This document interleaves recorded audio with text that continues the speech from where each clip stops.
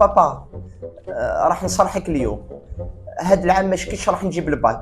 وشنو؟ ما شكيتش راح نجيب الباك بابا.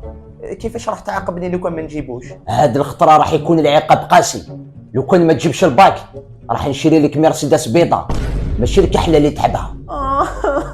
نو بابا سي تو بلي. ونزيد لك لو كان ما تجيبوش ما راحش نبعثك المالديف فاكونس، راح نبعثك لالمانيا نوري لك انايا. نو بابا نو، جيم با جيم با.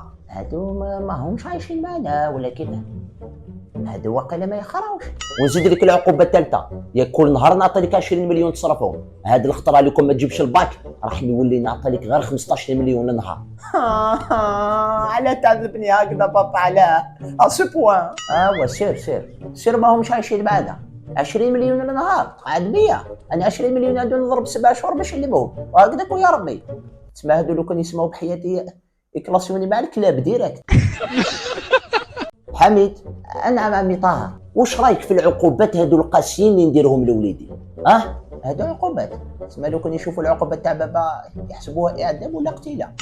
شوف عمي طاهر، العقوبات تاعك هادو واش راح نقولوا دوك هذاك، العقوبات تاعك هادو صعبه يعني تقدر تعاقبو اكثر. باغ اكزومبل في بلاصه ما تشري له مرسيدس بيضاء تشري له مرسيدس روز باش يضحكوا عليه برا. مليحه هادي، بونيدي.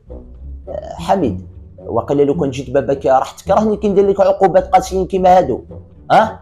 مريض انت عمي طاهر. لو كان جيت انت بابا ندعي الكونطرير، ندعي ما نجيبش الباك كاع.